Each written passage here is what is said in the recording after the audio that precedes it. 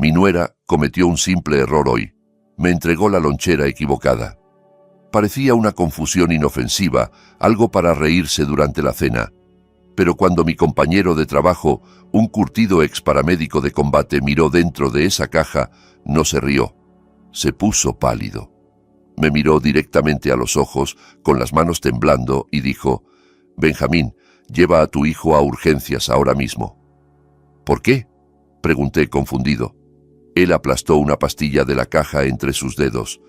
«Porque si toma lo que hay en esta caja, estará muerto para el fin de semana».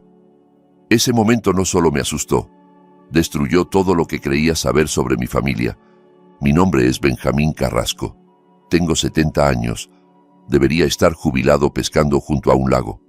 En cambio, estoy parado en un polvoriento sitio de construcción en la ciudad, cargando paneles de yeso junto a hombres de la mitad de mi edad. Mi espalda grita, mis rodillas crujen, pero no tengo opción. Hace 6 meses, mi esposa Carolina falleció.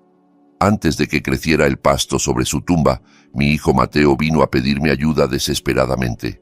Estaba ahogándose en deudas, tratando de comprar una casa de ensueño que no podía pagar. Mateo tiene una condición cardíaca severa. El estrés lo mata, literalmente. Al verlo en pánico, agarrándose el pecho, hice lo que cualquier padre haría. Vendí mi propia casa, mi hogar pagado para siempre, y le di $200,000 para el enganche. Me mudé a un apartamento pequeño y con goteras, volví a trabajar, sacrifiqué mis años dorados para que él estuviera a salvo. Y Raquel, su esposa, parecía agradecida. Interpretaba a la nuera perfecta. Cada mañana a las 6:30 me entrega un almuerzo empacado y un café caliente antes de que me vaya al sitio de construcción. «Necesitas fuerzas, papá», dice siempre con una dulce sonrisa. Hoy, esa rutina se convirtió en una pesadilla. Al mediodía, exhausto y adolorido, me senté sobre una pila de madera contrachapada para comer. Abrí la lonchera azul que ella me había dado. No era la mía, era la de Mateo. Adentro, junto a un sándwich, estaba su organizador semanal de pastillas. Suspiré. Mateo necesitaba esas pastillas al mediodía en punto. Nitroglicerina y betabloqueadores. Sin ellas, su corazón falla. Tomé el contenedor. Era miércoles. El compartimento tenía 3 pastillas, 2 azules y una blanca. Disfrutando la comida 5 estrellas, levanté la mirada. Era Miguel, el electricista. Se sentó junto a mí. «Solo una confusión», le dije mostrándole la caja. «Raquel me dio los medicamentos de Mateo. Tengo que llevárselos». Miguel se quedó paralizado. Miró fijamente la pastilla blanca. No parpadeó. «Déjame ver eso». Tomó la pastilla. La olió. Luego sacó una navaja de bolsillo y raspó el borde. La pastilla no se partió. Se desmoronó en un fino polvo blanco. Miguel probó el polvo en su dedo y lo escupió. «Benjamín», dijo su voz peligrosamente baja, «¿qué está tomando tu hijo?» «Nitroglicerina», respondí, «de liberación prolongada». Miguel me miró con genuino temor. «Fui farmacéutico en el ejército durante 10 años. La nitroglicerina real es dura. Tiene un recubrimiento. Esto...» Frotó el polvo entre sus dedos. «Esto es harina y azúcar comprimidas. Es un placebo, una falsificación». Me reí nerviosamente. «Estás loco. Raquel recoge estas pastillas de la farmacia ella misma. Entonces está recogiendo mentiras», espetó Miguel. Me agarró del hombro. «Mira la textura. Alguien prensó esto en un molde. Benjamín, escúchame. Si tu hijo tiene insuficiencia cardíaca y cree que está medicado, pero está comiendo harina, su corazón no está recibiendo ayuda. Se está apagando». Mi estómago se hundió. Miré el organizador. Lunes y martes estaban vacíos. Había estado tomando estas pastillas durante 2 días.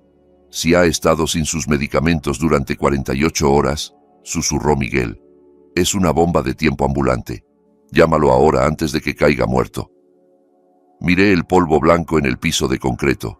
Parecía inocente, pero cuando la comprensión me golpeó, parecía el arma de un asesinato en progreso.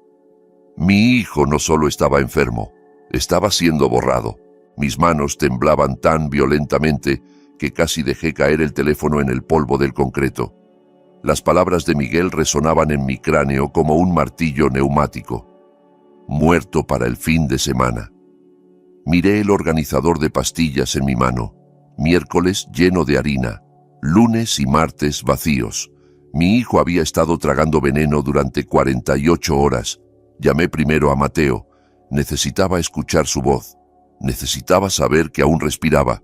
El teléfono sonó y sonó y sonó. Cada timbre se sentía como una cuenta regresiva. Contesta, hijo, por favor, solo contesta. Entonces saltó el buzón de voz. Hola, has llamado a Mateo, deja un mensaje. Su voz sonaba tan feliz, grabada cuando la vida era normal. No pude hablar, no pude dejar un mensaje diciendo, oye, hijo, deja de tomar tus medicamentos, son falsos. Colgué, mi respiración llegando en jadeos cortos y superficiales. Llámala, dijo Miguel, su voz sombría. Llama a la esposa. Correcto, Raquel. Ella era quien había empacado el almuerzo.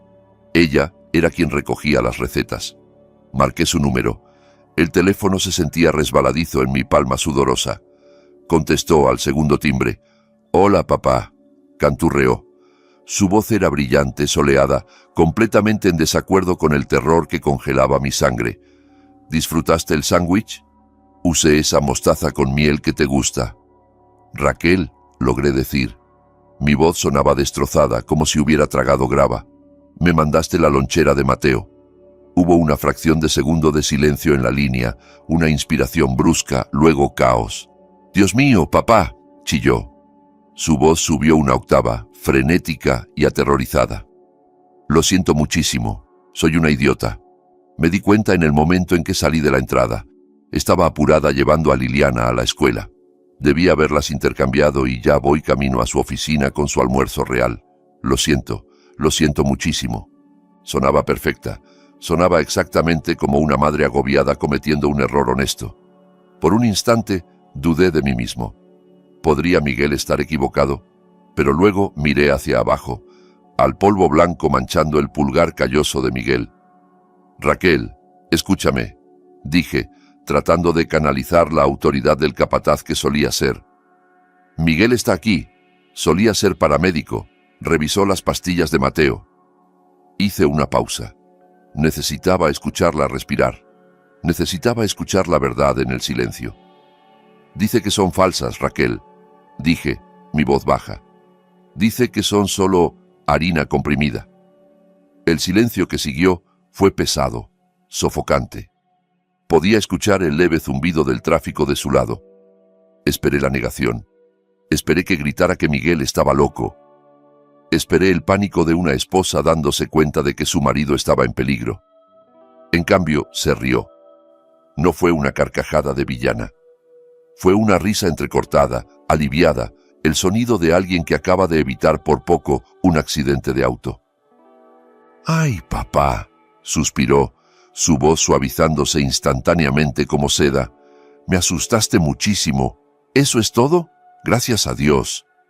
«¿Eso es todo?», repetí atónito. «Raquel, no hay medicina en estas pastillas». «Lo sé, papá», dijo, su tono cambiando a algo confidencial, casi conspirador. «Se me olvidó por completo decirte. Es el nuevo protocolo. He estado tan distraída últimamente». «¿Qué protocolo?», pregunté, mirando a Miguel. Él negaba con la cabeza, sus ojos oscuros. «El doctor Schneider», dijo ella. «Es el nuevo especialista que estamos viendo. Es de Nueva York, el mejor en su campo. Cree que el cuerpo de Mateo ha desarrollado una tolerancia a la nitroglicerina. No está funcionando como debería». Hablaba rápido, confiada, usando términos médicos que sonaban costosos. «Quiere hacer una desintoxicación completa del sistema», explicó. «Quiere limpiar el sistema de Mateo antes de empezar con un nuevo medicamento experimental de Suiza. Se llama Cardiorropinol. Cuesta $2,000 al mes, pero podría salvarle la vida». «Pero harina», tartamudeé. «¿Por qué harina?». Su voz bajó a un susurro. «Por Mateo, papá. Ya sabes lo ansioso que es. Si le dijéramos que va a dejar sus medicamentos por 5 días, entraría en pánico. Su presión arterial se dispararía y solo el estrés podría matarlo. Así que el doctor Schneider recetó un ciclo ciego. Le damos placebos, engañamos a su mente para que se mantenga tranquila mientras su cuerpo se desintoxica. Es brillante realmente. Me quedé ahí parado, un trabajador de construcción de 70 años cubierto de polvo, escuchando esta sofisticada explicación. Desintoxicación, ciclo ciego, medicina suiza. Tenía sentido de una manera retorcida. Quería que tuviera sentido. «No puedes decirle, papá», suplicó Raquel, su voz goteando preocupación. «Si él sabe, el efecto placebo se detiene, la ansiedad regresa. Tienes que prometerme, el secreto es parte de la receta». Sonaba tan protectora, tan amorosa. Sentí una ola de vergüenza. Había acusado a esta mujer de asesinato en mi cabeza. «Está bien», dije, sintiéndome tonto. «Prometo que no diré ni una palabra». «Bien», dijo ella. «Solo tíralas. Yo me encargo de todo». Colgué. Miré a Miguel. «Es una desintoxicación», dije, tratando de convencerme. «Nuevo doctor. Efecto placebo». Miguel miró la pastilla desmoronada en el piso. Me miró con lástima y enojo. «¿Una desintoxicación para insuficiencia cardíaca?», escupió Miguel. «¿Sacar a un hombre de sus medicamentos para el corazón de golpe? Benjamín, eso no suena a medicina. Eso suena a apostar con una pistola cargada». Volví al trabajo cargando paneles de yeso, tratando de ahogar mis pensamientos con trabajo físico. Pero la semilla de la duda había sido plantada profundamente. ¿Por qué Mateo no había mencionado un nuevo doctor? Hablábamos todos los domingos. ¿Y por qué Raquel sonó tan aliviada, no confundida, no enojada, sino aliviada de que yo supiera sobre las pastillas falsas? Mientras el sol se ponía, el nudo frío en mi estómago se apretaba. Sabía que no podía simplemente dejarlo pasar. Tenía que saber si el doctor Schneider era real. Esperé 3 días. 3 días agonizantes mirando el techo agrietado de mi apartamento de $800, escuchando el grifo que goteaba y las sirenas aullando afuera. Mi instinto se retorcía en nudos más apretados que cualquier cable de acero que hubiera amarrado. Quería creerle a Raquel. Quería desesperadamente creer que los $200,000 que sacrifiqué, la casa que vendí y la jubilación que entregué habían comprado a mi hijo una buena vida con una mujer que lo amaba. Pero la voz de Miguel seguía reproduciéndose en mi cabeza como un disco rayado. Apostar con una pistola cargada. El sábado por la mañana no pude soportarlo más.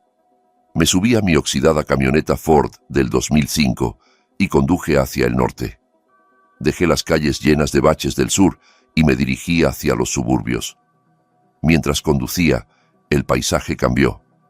Las licorerías y casas de empeño desaparecieron, reemplazadas por jardines bien cuidados y comunidades cerradas. Me detuve frente a la casa que había pagado. Estaba ahí como un monumento a mi sacrificio. $1,200,000 de ladrillo y piedra. Un garaje para 3 autos. Un roble imponente en el jardín delantero que probablemente costaba más mantener de lo que yo gastaba en comida en un mes. Era hermosa, era perfecta, y adentro temía que mi hijo se estuviera pudriendo. Toqué el timbre.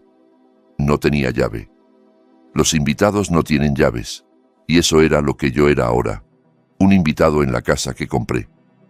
Raquel abrió la puerta. Llevaba pantalones de yoga y un suéter de cachemira, luciendo fresca y descansada. Pero cuando me vio, su sonrisa vaciló por una fracción de segundo. Fue una microexpresión, un destello de molestia antes de que la máscara de la hermosa nuera volviera a su lugar. «Papá», dijo, abriendo más la puerta. «¡Qué sorpresa! No te esperábamos». «Solo quería ver cómo está Mateo», dije, entrando al vestíbulo. Los pisos eran de mármol pulido. El aire olía a velas caras de vainilla. Estaba en silencio. Demasiado silencio. No he sabido de él desde el miércoles. «Está descansando», dijo Raquel rápidamente, interponiéndose frente a las escaleras como para bloquear mi paso. La desintoxicación está siendo muy intensa hoy. El doctor Schneider dijo que el tercer y cuarto día son los más difíciles. Su cuerpo está purgando todos los químicos. Necesita silencio absoluto. La miré. Miré a la mujer parada en el piso de mármol que yo pagué. Soy su padre, Raquel, dije, mi voz baja y dura. No voy a despertarlo si está dormido, pero voy a verlo. Pasé junto a ella. No esperé permiso. Subí las amplias escaleras alfombradas, mis botas de trabajo pesadas sobre la tela mullida. Me sentía fuera de lugar aquí, un viejo rudo en un palacio, pero no me importaba. Llegué a la puerta del dormitorio principal. Estaba cerrada. Giré la manija y la empujé para abrirla. El olor me golpeó primero. No era vainilla. Era el olor de un cuarto de enfermo. Sudor rancio, aliento agrio, pánico subyacente. Las pesadas cortinas estaban cerradas, bloqueando el sol del sábado. Tomó un momento para que mis ojos se ajustaran a la penumbra. Cuando lo hicieron, lo vi. Mateo estaba acostado en el centro de la cama king size. Se veía pequeño. Mi hijo, que solía jugar como linebacker en la preparatoria, que solía levantar pesas conmigo en el garaje, parecía un esqueleto envuelto en piel. Su cara tenía el color de la arcilla húmeda, sus labios tenían un tinte azulado, pero fue su respiración lo que me aterrorizó. Era húmeda, con un estertor. Cada inhalación sonaba como si estuviera respirando a través de un popote. «Mateo», susurré. Abrió los ojos. Estaban vidriosos, desenfocados. Le tomó un momento reconocerme. «Papá», jadeó. Caminé hacia la cama. Me senté en el borde, con cuidado de no molestarlo. Tomé su mano. Estaba fría y pegajosa como tocar un pescado. Miré sus tobillos asomándose bajo el edredón. Estaban hinchados, enormes, inflados con líquido. Había visto eso antes en el sitio de construcción cuando los tipos quedan aplastados, pero también sabía lo que significaba médicamente. Edema. Su corazón no estaba bombeando con suficiente fuerza para circular su sangre. El líquido se estaba acumulando en sus extremidades. Se estaba ahogando en su propio cuerpo. «¿Cómo estás, hijo?», pregunté, tratando de mantener el temblor fuera de mi voz. «Cansado, papá», raspó. «Tan cansado. El pecho se siente pesado, como si hubiera un bloque de cemento sentado sobre él». Raquel entró apresuradamente al cuarto detrás de mí. Llevaba un vaso de agua con una rebanada de limón. «Ay, Mateo, cariño, necesitas hidratarte», arrulló, su voz goteando preocupación exagerada. Dejó el agua y ajustó sus almohadas, esponjándolas agresivamente. Me miró con ojos tristes. «¿Ves?», susurró. «Las toxinas están saliendo. Está exhausto. Pero el doctor dijo que este es el punto de quiebre. Para el lunes será un hombre nuevo». Miré a Mateo. Estaba tratando de sentarse para beber, pero sus manos temblaban tanto que derramó agua en su barbilla. Raquel la limpió con un trapo, calmándolo como a un bebé. Parecía cariñoso, parecía tierno. Pero para mí, viendo a mi hijo marchitarse mientras ella hablaba de toxinas, parecía tortura. Necesitaba saber, necesitaba estar seguro. Recordé la mentira que me dijo por teléfono, Dr. Schneider, Nueva York, el especialista. «Mateo», dije acercándome, «quería preguntarte algo». Raquel se tensó. Podía sentir sus ojos clavándose en mi nuca. «Papá, déjalo descansar», advirtió. La ignoré. «Mateo», dije de nuevo, «¿qué te parece este nuevo doctor, el doctor Schneider? ¿Te está tratando bien?» Mateo frunció el ceño. Fue un movimiento lento y doloroso de los músculos de su frente. Parpadeó, tratando de procesar las palabras. «¿Quién?», susurró. «El doctor Schneider», repetí, articulando claramente. «El especialista de Nueva York, del que Raquel me contó, el que está haciendo esta terapia de desintoxicación». Mateo me miró, luego miró a Raquel, luego de vuelta a mí. La confusión en sus ojos era total, era genuina. No había ni un destello de reconocimiento. «Papá, ¿de qué estás hablando?», preguntó. Su voz fue más fuerte por un segundo, alimentada por la confusión. No tengo un doctor en Nueva York.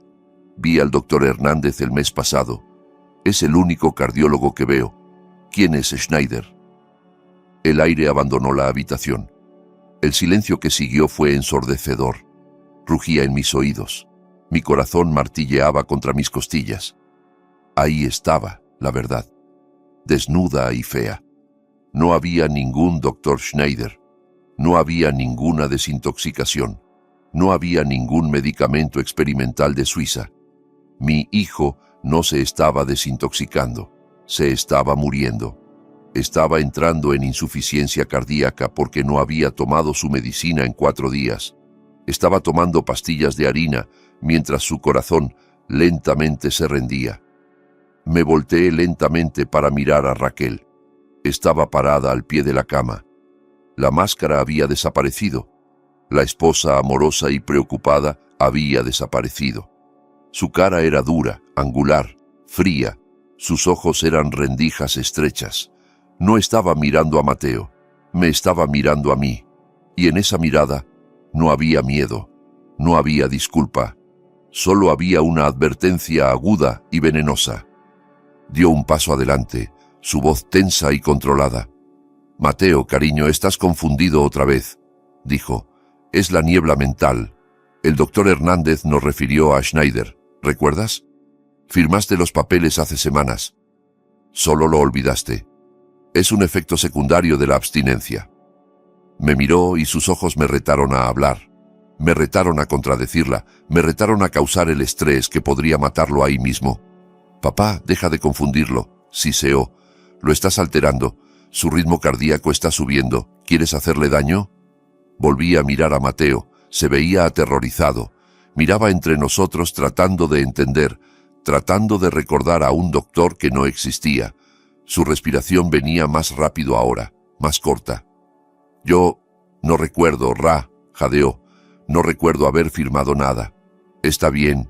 «Shh, está bien», lo calmó, acariciando su cabello húmedo. «Solo cierra los ojos. Papá ya se iba. No quiso asustarte». Me miró de nuevo, y entonces hizo algo que me heló hasta los huesos. Señaló la puerta. No era una sugerencia, era una orden. «Sal». Me levanté. Mis piernas se sentían pesadas como si estuvieran encasquetadas en concreto. Quería gritar, quería agarrarla por su costoso suéter y sacudirla hasta que saliera la verdad. Pero miré a Mateo. Estaba jadeando, agarrándose el pecho. Si causaba una escena ahora, si empezaba una pelea a gritos, el estrés realmente podría matarlo. Su corazón pendía de un hilo. Tenía que ser inteligente, tenía que ser el capataz, evaluar el peligro, hacer un plan, ejecutar. No podía pelear esta batalla aquí, no mientras él estuviera tan débil. «Está bien, hijo», dije, forzando una sonrisa que se sentía como si estuviera agrietando mi cara. «Debo estar confundido, me estoy poniendo viejo, ya sabes, la memoria no es lo que solía ser, solo descansa, hazle caso a Raquel». Caminé hacia la puerta. Raquel me siguió al pasillo. Cerró la puerta del dormitorio suavemente detrás de ella. En cuanto el pestillo hizo clic, se volvió hacia mí. No gritó. Se metió en mi espacio personal, oliendo a vainilla y malicia. «Tienes que irte, Benjamín», susurró.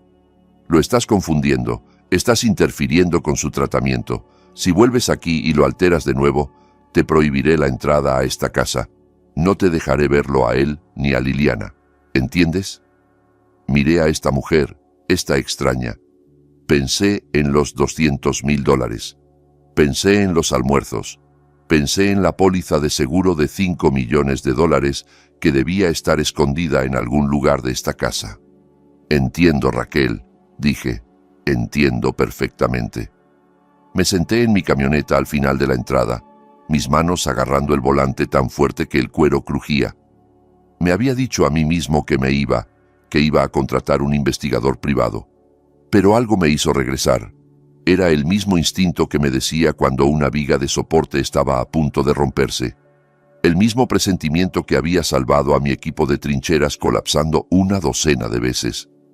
Miré el espejo retrovisor. Raquel estaba en el jardín lateral, caminando de un lado a otro, su teléfono pegado a la oreja. Se veía agitada, su mano libre cortando el aire. Estaba distraída. Sabía que tenía tal vez 5 minutos. Apagué el motor. No tenía llave de la puerta principal. Raquel se había asegurado de eso cuando cambiaron las cerraduras el mes pasado, pero conocía el código del teclado del garaje. Era el cumpleaños de Mateo, 4182. Marqué los números. La pesada puerta se deslizó hacia arriba con un quejido. Me metí adentro y presioné el botón para cerrarla inmediatamente, sumergiéndome en la semi-oscuridad del garaje. Mi corazón martilleaba contra mis costillas como un pájaro atrapado. Estaba irrumpiendo en la casa de mi propio hijo. Era un criminal en el hogar que había pagado. Entré por el cuarto de servicio. La casa estaba en silencio excepto por el zumbido del aire acondicionado central y el olor a popurrí caro. Se sentía como una tumba muy cara con piso de mármol. «Arriba», le susurré a Miguel cuando llegó después. «Ahí es donde lo guardará». Subimos las escaleras, nuestras botas pesadas sobre la alfombra mullida. Sentí una ola de culpa lavarme, espesa y sofocante. Este era el santuario privado de mi hijo. Un padre no debería estar arrastrándose por la casa de su hijo, hurgando entre sus secretos. Se sentía como una violación del orden natural, pero entonces recordé la piel gris de Mateo y la forma en que jadeaba por aire, y la culpa se endureció en resolución. «Tú toma el baño», le dije a Miguel. «Revisa el botiquín, revisa debajo del lavabo, yo tomaré el dormitorio». Caminé hacia la suite principal. Estaba inmaculada. La cama estaba hecha con precisión militar. No había ni una mota de polvo en ningún lugar. Era la habitación de una mujer que controlaba todo. Empecé con las mesitas de noche. Nada más que libros y lociones. Revisé el closet. Filas de vestidos de diseñador y trajes, pero ningún escondite oculto. Me volví hacia la gran cómoda contra la pared. Era un mueble masivo de madera de cerezo oscuro. Abrí el cajón superior del lado de Mateo. Calcetines, ropa interior, relojes, nada. Me moví al lado de Raquel. Dudé. Abrir el cajón de una mujer se sentía diferente. Se sentía como cruzar una línea que nunca debería cruzarse. Pero apreté los dientes y jalé la manija. El cajón se deslizó abierto silenciosamente. Estaba lleno de seda y encaje. Lencería, costosa, delicada, cosas que costaban más que mi cuenta de supermercado semanal. Sentí mi cara arder de vergüenza, pero me obligué a mirar. Pasé mis manos bajo las capas de tela, buscando cualquier cosa dura, cualquier cosa de plástico. Mis dedos rozaron algo en el fondo del cajón, enterrado profundamente bajo una pila de fondos de satén. Era un objeto cilíndrico duro, envuelto en tela suave. Lo saqué. Era una mascada de seda azul enrollada apretadamente. La desenrollé, y ahí estaban, 3 frascos naranjas de farmacia. Mi corazón martilleaba contra mis costillas. Los sostuve a la tenue luz que venía del pasillo. Las etiquetas eran nítidas y nuevas. Mateo Carrasco, nitroglicerina de liberación prolongada, atenolol. Revisé las fechas. Habían sido surtidos 9 días antes. Ella los tenía la cura, tenía los químicos salvavidas que podían evitar que el corazón de mi hijo fallara, y los había enterrado en su cajón de ropa interior como un secreto sucio. Los envolvió en seda mientras lo alimentaba con harina y lo veía morir. Sentí una rabia tan pura, tan incandescente que mi visión se nubló. Esto no era solo codicia, esto era crueldad. Esto era un juego para ella. Miguel, sí sé, apareció en el umbral un segundo después sosteniendo el organizador de pastillas que habíamos visto antes. Lo había encontrado en el baño. Los encontré, dije, mi voz temblando. Los escondió en su cajón de lencería. Miguel miró los frascos en mi mano. Dejó escapar una maldición baja. Eso es frío, Benjamín. Eso es frío como el hielo. Puso el organizador sobre la cómoda. Estaba lleno para la semana. Miércoles por la noche hasta el domingo, todo lleno con las pastillas blancas desmoronables de harina. Tenemos que trabajar rápido, dijo Miguel, entrando en modo paramédico. Abre los frascos. Quité la tapa de seguridad de la nitroglicerina. Adentro había pequeñas tabletas blancas y duras, medicina real. Las vertí en mi mano. Se veían idénticas a las falsas a simple vista, pero de cerca podías ver la diferencia. Estas eran uniformes, brillantes, profesionales. Miguel vació las pastillas de harina del organizador y las barrió hacia una bolsa Ziploc que había traído en su bolsillo. Nos quedamos con estas, dijo. Evidencia. Entonces, con manos firmes, comenzamos el intercambio. Colocamos la nitroglicerina real en los compartimentos. Miércoles noche, jueves mañana, jueves mediodía, llenamos cada compartimento con las drogas reales salvavidas. Hicimos lo mismo con los beta bloqueadores. Reemplazamos cada mentira con la verdad. Cuando terminamos, el organizador se veía exactamente igual que 5 minutos antes, pero ahora, en lugar de una sentencia de muerte, era un salvavidas. Pon los frascos de vuelta, dijo Miguel, exactamente donde los encontraste. Envolví los frascos casi llenos de nuevo en la mascada de seda azul. Los metí profundamente en el fondo del cajón, bajo los fondos de satén, arreglando la tela para que pareciera intacta. Cerré el cajón. Revisamos la habitación. Alisamos la alfombra donde habíamos caminado. Nos aseguramos de no dejar rastro. Éramos fantasmas. Bajamos de nuevo y salimos por el garaje, cerrando la puerta detrás de nosotros. Estábamos de vuelta en la camioneta de Miguel antes de que las luces de la calle siquiera parpadearan. Mientras nos alejábamos, la adrenalina se desplomó, dejándome exhausto y temblando. Miré la casa una última vez en el espejo lateral. Se veía pacífica, normal. Pero sabía que una guerra se estaba librando dentro de esas paredes. Ahora esperamos, dijo Miguel, encendiendo un cigarrillo con mano temblorosa. ¿Esperamos qué?, pregunté. Esperamos a ver si vive, dijo Miguel. Si toma esas pastillas esta noche y mañana en la mañana, su corazón recibirá el apoyo que necesita. El líquido en sus pulmones debería empezar a despejarse. Su color debería volver. Y cuando eso pase, Benjamín, cuando empiece a mejorar en lugar de morir, Raquel va a entrar en pánico. Asentí. Entendía. Habíamos puesto una trampa. No una trampa de metal o alambre, sino una trampa de lógica. El plan de Raquel dependía de que Mateo empeorara. Si mejoraba mientras supuestamente estaba en su desintoxicación, toda su historia se derrumbaría. Tendría que explicar por qué el placebo lo estaba curando. O peor, se daría cuenta de que alguien había interferido. Y cuando se dé cuenta de eso, dije, mirando las oscuras calles de la ciudad, va a cometer un error. Exactamente, dijo Miguel, y estaremos ahí para atraparla. Fui a casa, a mi apartamento. Me senté en la oscuridad, aferrándome a mi teléfono. Me imaginé a Mateo entrando a esa casa cansado, muriendo. Me imaginé bebiendo un vaso de agua y tragando las pastillas que habíamos plantado. Recé. No soy un hombre religioso. No desde que Carolina murió, pero recé esa noche. Recé para que la medicina fuera lo suficientemente fuerte. Recé para que no fuera demasiado tarde. No dormí. Solo miré el teléfono esperando la señal de que la marea había cambiado. Estaba aterrorizado. Sí, pero por primera vez en una semana no estaba indefenso. Había contraatacado.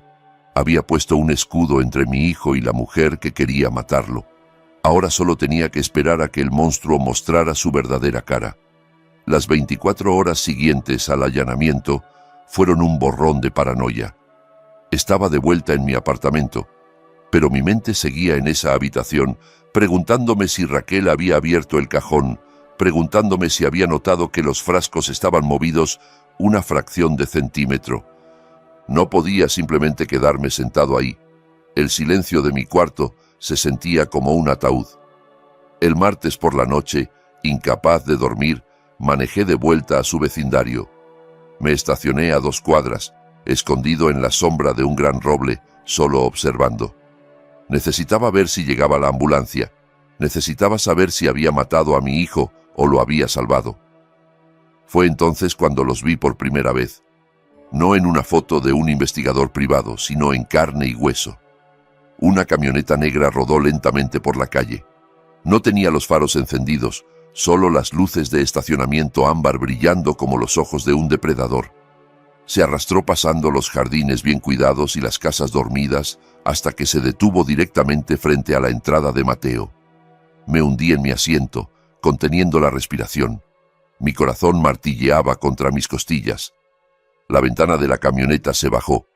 Una colilla de cigarrillo encendida salió volando, chispeando contra el pavimento. Entonces, un hombre se asomó.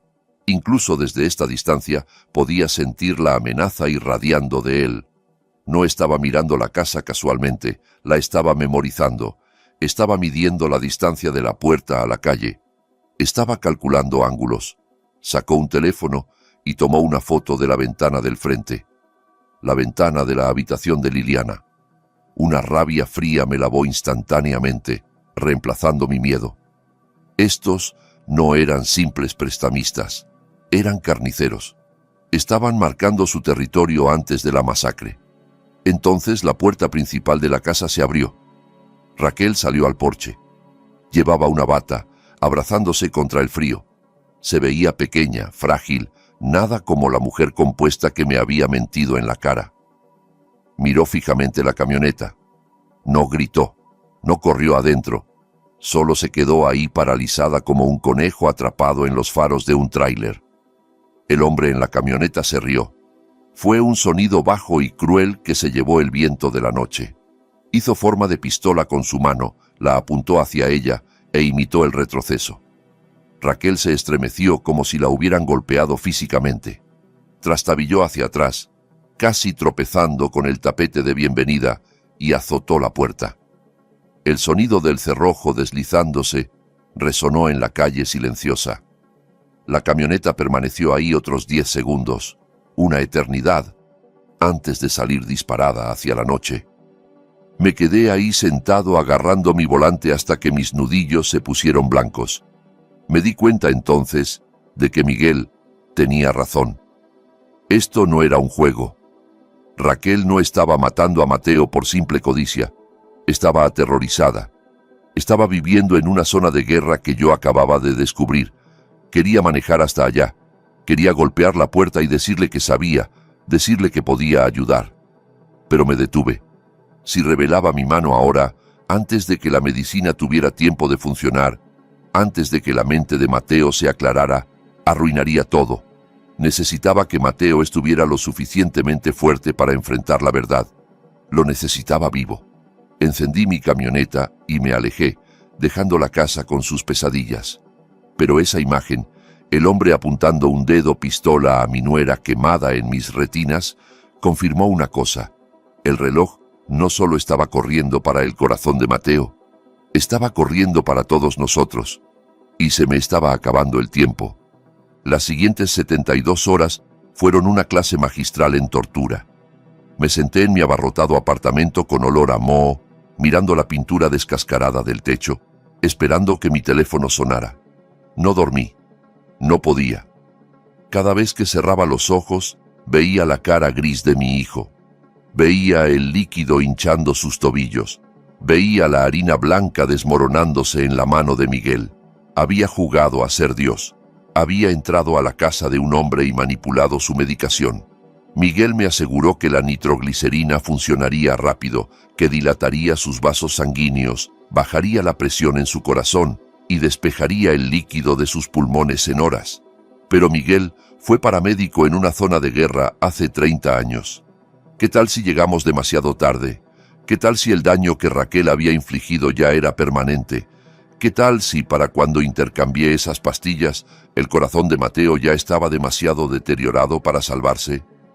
Saltaba cada vez que una sirena aullaba afuera en las calles de la ciudad. Mi corazón se paralizaba, aterrorizado de que fuera una ambulancia corriendo hacia los suburbios.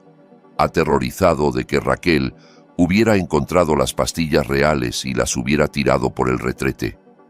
Aterrorizado de que recibiría una llamada del forense en lugar de mi hijo. La tarde del miércoles llegó como una ejecución lenta. El silencio en mi apartamento era ensordecedor. Estaba caminando de un lado a otro, gastando un camino en el linóleo barato, contando las grietas en las baldosas solo para evitar que mi mente se quebrara. Entonces, a las 2:14 de la tarde, mi teléfono vibró. Vibró contra la mesita de noche como un avispón enojado. Miré la pantalla. Mateo. Mi aliento se atoró en mi garganta. Extendí mi mano temblando. Este era el momento. Este era el momento en que descubriría si era un salvador o un fracasado. Deslicé mi pulgar por la pantalla y llevé el teléfono a mi oído. «¿Hola?», dije. Me preparé para un susurro débil. Me preparé para la voz falsa sollozante de Raquel diciéndome que se había ido. «¡Papá!». La voz que retumbó a través del altavoz casi me hace soltar el teléfono. No era un jadeo. No era el estertor seco de un hombre moribundo. Era fuerte. Era resonante. Era la voz del linebacker que había criado, el muchacho que solía cargar bolsas de cemento de 40 kilos como si fueran almohadas. «¿Mateo?», pregunté, hundiéndome en el borde de mi colchón lleno de bultos porque mis rodillas de repente se sentían como agua. «¿Eres tú?».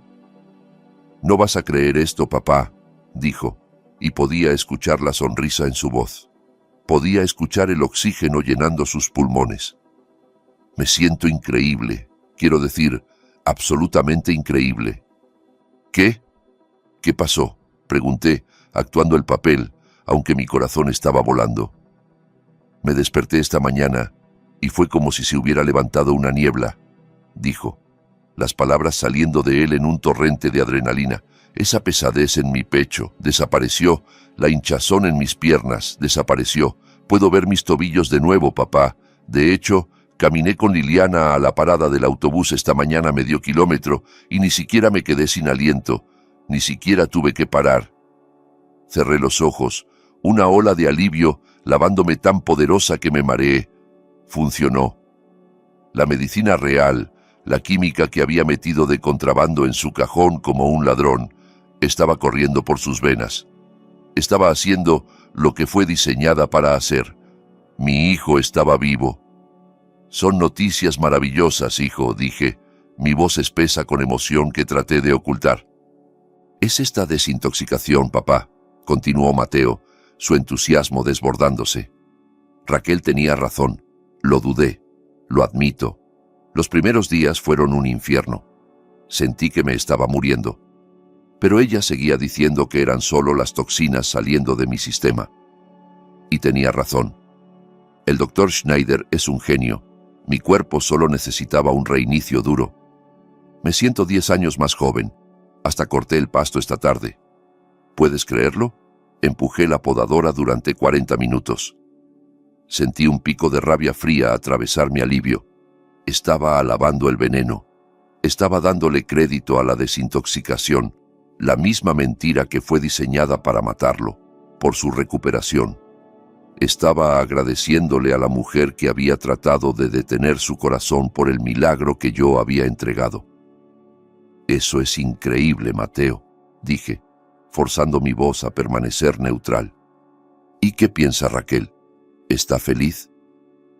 Hubo una pausa en la línea, un silencio extraño y vacilante que decía mucho.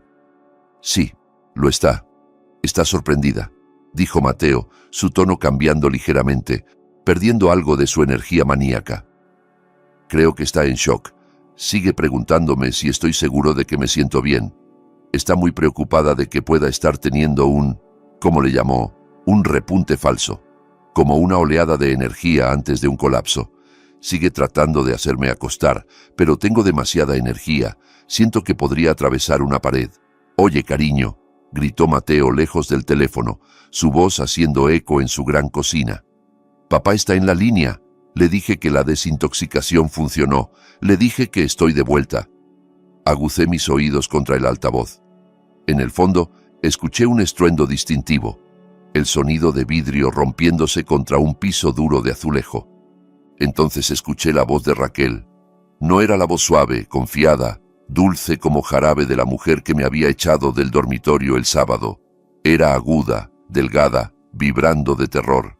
«Mateo, para», chilló en la distancia. «Siéntate. No deberías estar de pie. Tu corazón no está listo». Te vas a matar. Ella no estaba preocupada por su salud. Estaba aterrorizada de su vida. Estaba viendo a un hombre muerto caminar. Estaba viendo su pago de $5 millones cortar el pasto y pasear al perro. El plan se estaba desmoronando justo frente a sus ojos, y no sabía por qué. Debía estar entrando en pánico, preguntándose si ella misma había mezclado las pastillas, preguntándose si la harina estaba defectuosa, preguntándose por qué el universo le estaba negando la muerte que necesitaba. «Déjame hablar con ella, Mateo», dije, una satisfacción fría y depredadora asentándose en mi estómago. «Claro, espera». Escuché el teléfono moverse. «Toma, Ra, papá quiere saludarte». «Hola, papá», dijo Raquel. Su respiración llegaba en jadeos cortos y agudos como si acabara de correr 1 kilómetro. «Raquel», dije manteniendo mi voz alegre y fuerte, la voz de un abuelo despistado y feliz. «Mateo, suena fantástico. Debes estar tan aliviada de que el doctor Schneider realmente sabe lo que hace, ¿eh? Ese ciclo ciego funcionó exactamente como dijiste».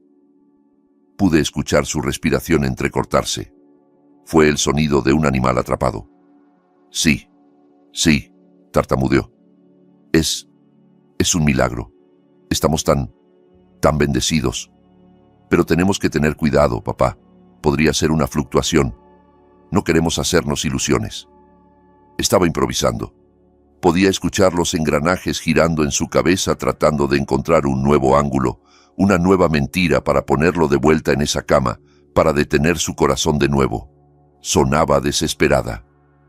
«Bueno, solo sigan haciendo lo que están haciendo», dije, mi voz goteando ironía que ella no podía detectar. «Claramente está funcionando.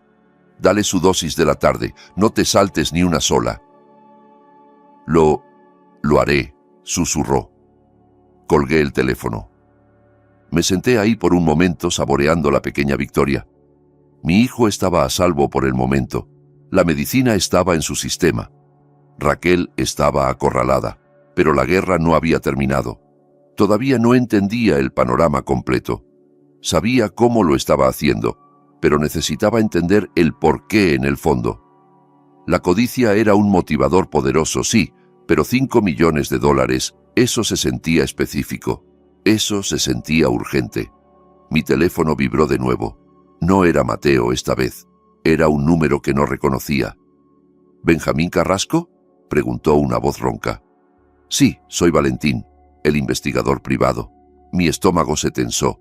Había contratado a Valentín con los últimos $5.000 que tenía a mi nombre. Era una apuesta a tirar mi red de seguridad, pero necesitaba saber qué estaba pasando en la vida financiera de mi hijo. «Encontré algo, Benjamín», dijo Valentín. Su voz era sombría, desprovista del desapego profesional que usualmente cargaba. «Y no te va a gustar.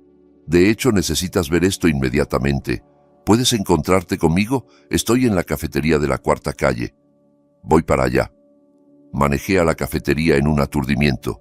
Valentín estaba sentado en una cabina del fondo, tomando un café negro y fumando en cadena, aunque el letrero de no fumar estaba justo sobre su cabeza. Parecía un hombre que había visto todo y no le había gustado nada de eso. No perdió tiempo en formalidades. Deslizó una carpeta gruesa de manila a través de la mesa grasosa. «Investigué las finanzas de tu hijo», dijo Valentín, golpeando la carpeta con un dedo manchado de nicotina. «Investigué a la esposa. Raquel está limpia mayormente. Gasta mucho en ropa. Claro, mantiene las apariencias, pero nada criminal. ¿Pero tu hijo, Mateo?». Dio una calada y sopló el humo lejos de mí. «Tu hijo se está ahogando, Benjamín, pero no en una hipoteca, no en préstamos estudiantiles». Abrí la carpeta. Era un mar de tinta roja, estados de cuenta bancarios, facturas de tarjetas de crédito y registros de transacciones. Páginas y páginas de registros de transacciones. «¿Qué estoy viendo?», pregunté, entrecerrando los ojos ante las filas de números. «Adicción», dijo Valentín sin rodeos. «Apuestas en línea, casinos de criptomonedas basados en Malta, aplicaciones de apuestas deportivas, sitios de póker de altas apuestas». Volteó una página señalando una serie de retiros masivos de hace 3 años. Perdió el enganche que le diste en los primeros 6 meses, dijo Valentín. Trató de duplicarlo en un esquema de criptomonedas y perdió el 80%. Luego trató de recuperarlo en apuestas deportivas. Persiguió sus pérdidas, Benjamín, y siguió cavando. Sentí la sangre drenar de mi cara. Los $200,000, mi casa, mis recuerdos, mi jubilación, desaparecidos, evaporados en un casino en línea mientras yo dormía en un colchón lleno de bultos. Se pone peor, dijo Valentín, su voz bajando más. Cuando los bancos lo cortaron, cuando las tarjetas de crédito estaban al máximo, no paró. Fue con prestamistas privados. El tipo que no revisa puntajes de crédito, pero sí revisa a qué escuela van tus hijos. Prestamistas usureros, susurré. Grandes, confirmó Valentín. Un sindicato operando desde el lado este. Manejan los números para la mitad de la ciudad. Encontré el rastro digital en una cuenta de teléfono desechable vinculada a su correo electrónico. Amenazas, fechas límite, fotos. Deslizó una foto brillante a través de la mesa. Era una toma de vigilancia. Mi hijo Mateo, parado en un estacionamiento, discutiendo con 2 hombres grandes junto a una camioneta negra. Mateo se veía aterrorizado. Debe $300,000, Benjamín, dijo Valentín. Principal más intereses. Lo están exprimiendo. Le dijeron que si no pagaba para fin de mes, iban a empezar a cobrar en sangre. Miré la foto. $300,000. Mi hijo no solo era malo con el dinero, era un adicto desesperado y acorralado que había arrastrado a su familia a un pozo de víboras. ¿Y el seguro?, pregunté, mi voz hueca. Valentín asintió. Ese es el remate. Tomó esa póliza de 5 millones hace 90 días. Sovereign Life. Revisé la letra pequeña, Benjamín. Hay una cláusula de suicidio. Es estándar. Si se mata dentro de los primeros 2 años, la póliza no paga nada. 0. Me senté hacia atrás, la cabina rechinando bajo mi peso. El panorama estaba cambiando. Se estaba reorganizando en algo aún más horrendo que simple codicia. Entonces, Raquel sabe, dije. Sabe sobre la deuda, sabe sobre las amenazas. Tiene que saberlo, dijo Valentín. Sacó otra foto. Esta hizo que mi corazón se detuviera. Era una foto de mi nieta Liliana jugando en los columpios de su escuela primaria. Fue tomada desde lejos a través de una cerca de malla ciclónica. Mandaron esto al teléfono de Mateo ayer, dijo Valentín. La leyenda decía, linda niña, sería una lástima que se cayera. Están amenazando con matar a su familia, Benjamín. Me sentí enfermo. Quería vomitar ahí mismo sobre la mesa. Las piezas estaban encajando con el sonido de una puerta de prisión cerrándose. Raquel no solo lo estaba matando por un pago para comprar zapatos o una casa de vacaciones. Lo estaba matando porque había una pistola apuntando a su cabeza o a la cabeza de su hija.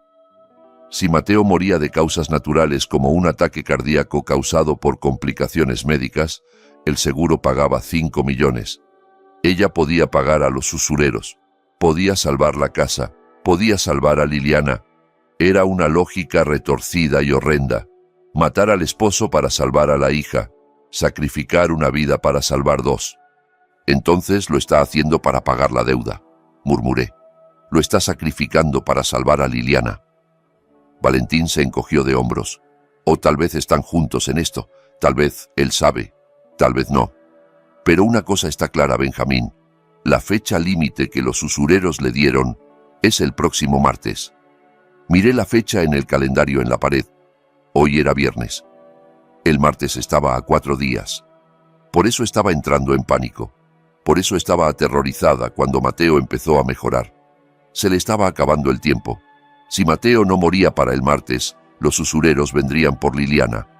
La desintoxicación tenía que funcionar ahora, o todo se acababa. Me puse de pie. Mis piernas se sentían pesadas, pero mi mente estaba clara. La rabia que había sentido hacia Raquel todavía estaba ahí, pero estaba complicada ahora. Estaba mezclada con horror y lástima. Mi hijo había creado este desastre, su adicción, sus mentiras. Había invitado al diablo a su hogar, y ahora su esposa estaba tratando de pagarle al diablo con su alma. Tiré un billete de $20 sobre la mesa por el café que no toqué. «Gracias, Valentín», dije. «¿A dónde vas?», preguntó Valentín. «Voy a detener un asesinato», dije. Caminé hacia mi camioneta. Revisé mi teléfono. Tenía un mensaje de voz de Mateo. «Papá», contesta, «voy a llevar a Liliana por un helado. Me siento genial. Este es el mejor día que he tenido en años». Escuché su voz feliz y despistada. Estaba celebrando su salud mientras el verdugo afilaba el hacha. Estaba comprando helado mientras su esposa probablemente estaba tratando frenéticamente de averiguar cómo matarlo más rápido. Me di cuenta entonces de que no podía esperar más. No podía jugar juegos con organizadores de pastillas y llaves robadas. El peligro era real y estaba parado en su puerta. La camioneta negra no era solo una amenaza, era una promesa. Encendí el motor. No iba a regresar al apartamento, iba a su casa. Y esta vez no iba a tocar. No iba a actuar como el viejo frágil. Iba a tirar la puerta y forzar la verdad a la luz antes de que los tiburones vinieran a alimentarse. Salí a la carretera, mis llantas rechinando. Martes. Tenía hasta el martes. Pero mirando la desesperación en los ojos de Raquel antes, sabía que Mateo podría no pasar la noche si no actuaba ahora. Iba a mitad de camino a su casa cuando mi teléfono vibró contra el tablero. Era Valentín, el investigador privado. Su voz estaba tensa, despojada del cinismo anterior. Sonaba como un hombre viendo un choque de trenes en cámara lenta. «Benjamín», dijo, «necesitas llegar ahí ahora. Tengo ojos en el lugar. Una camioneta negra acaba de estacionarse 3 casas más abajo, sin placas, 2 tipos adentro y no están entregando pizza, están vigilando la entrada». Mi sangre se heló. Los tiburones estaban rodeando. No estaban esperando al fin de mes. Estaban ahí para intimidar, para amenazar, tal vez para cumplir las fotos que habían mandado. Aplasté mi pie en el acelerador. Mi vieja Ford gimió en protesta, el motor lloriqueando mientras la empujaba más allá de los 110 en las calles suburbanas. No me importaban las multas de velocidad. No me importaba la seguridad. Mi nieta estaba en esa casa. Mi hijo, el idiota apostador, estaba en esa casa. Y la mujer que pensé que era una asesina, estaba en esa casa. Manejé con la desesperación de un hombre que ya ha perdido demasiado. Pensé en los $300,000. Era una cantidad asombrosa de dinero, pero comparada con una vida, era papel. Pensé en la póliza de 5 millones. Estaba ahí como una lápida sobre mi familia.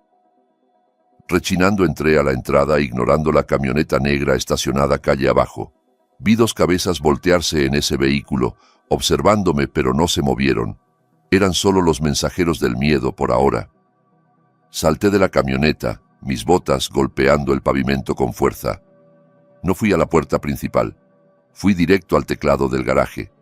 4, 1, 8, 2. El cumpleaños de Mateo. Lo marqué tan fuerte que casi rompí el plástico.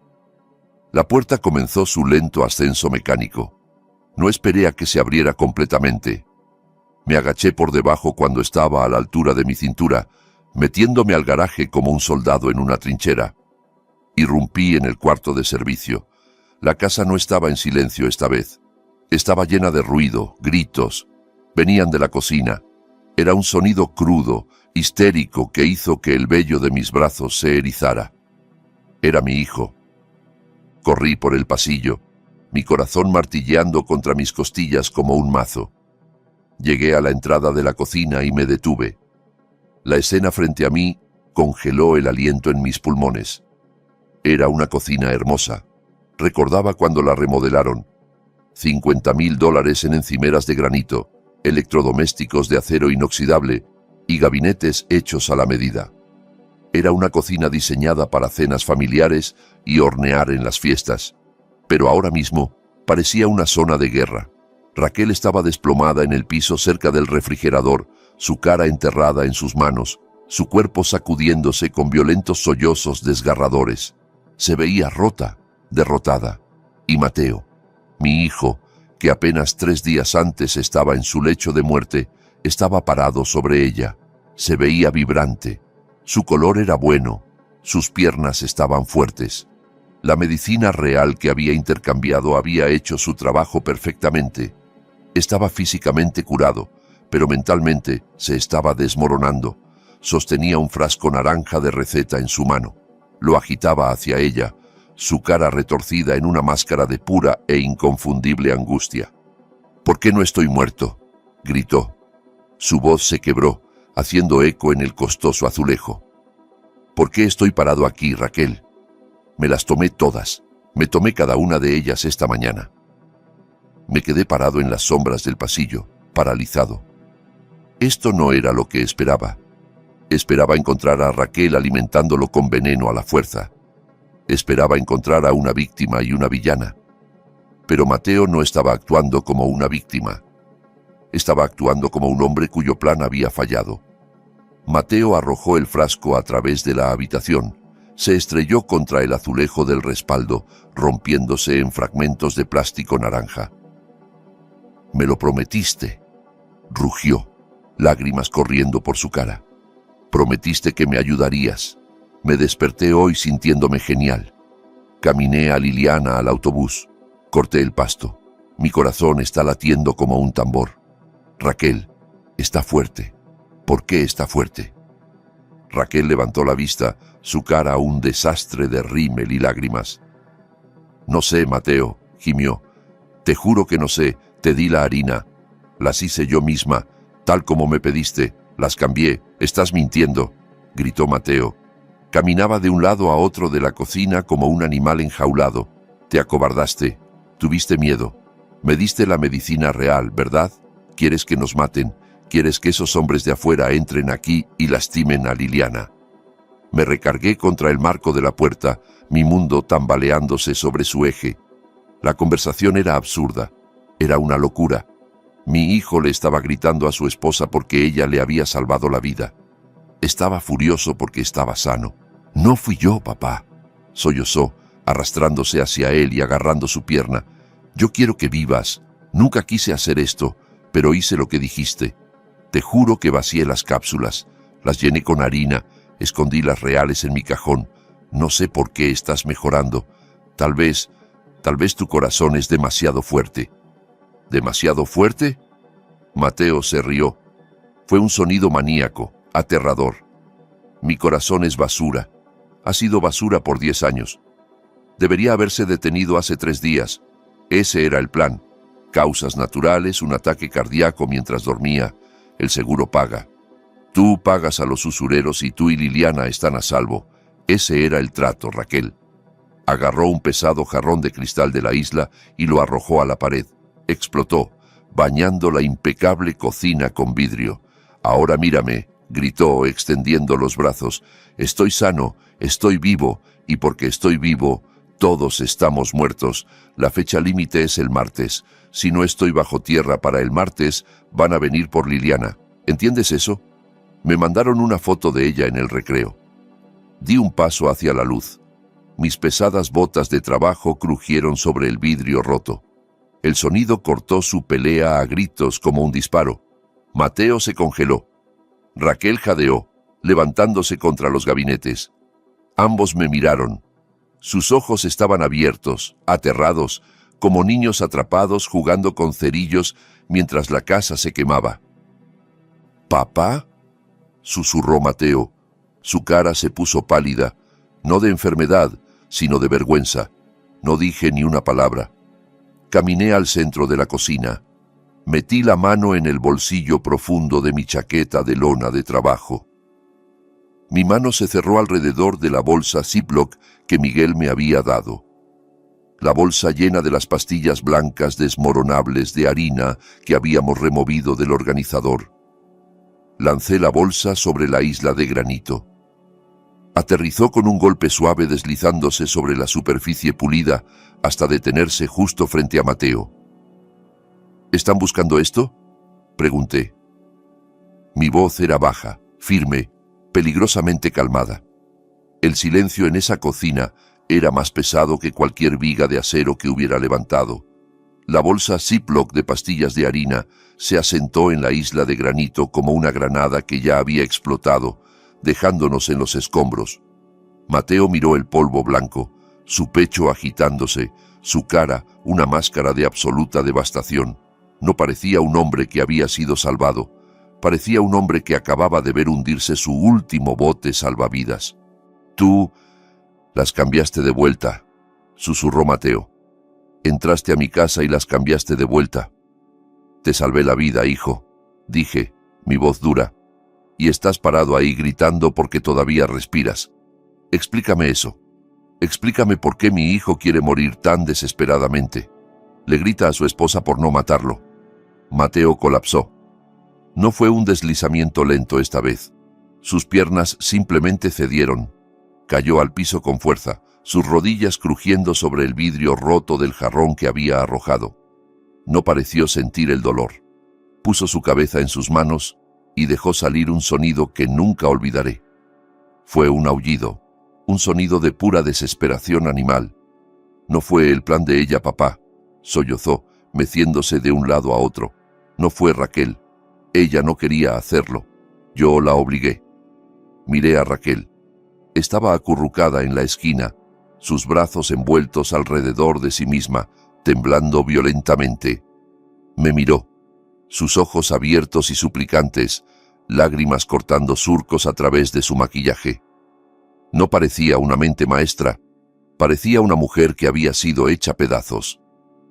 «¿Qué quieres decir con que la obligaste?», pregunté acercándome a Mateo. Mateo levantó la vista. Sus ojos estaban inyectados en sangre, salvajes. «Les debo $300,000, papá, no al banco, no a la compañía de tarjetas de crédito. Le debo al tipo de gente que no presenta demandas, presenta reportes de personas desaparecidas». Tomó un aliento tembloroso. «Vinieron a mí el mes pasado. 2 tipos en una camioneta. Me mostraron fotos, papá. Fotos de Raquel saliendo del supermercado. Fotos de Liliana en el patio de juegos de la escuela.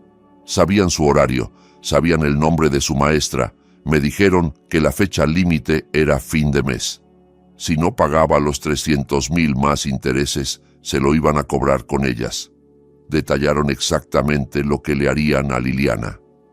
Sentí un escalofrío correr por mi espina dorsal.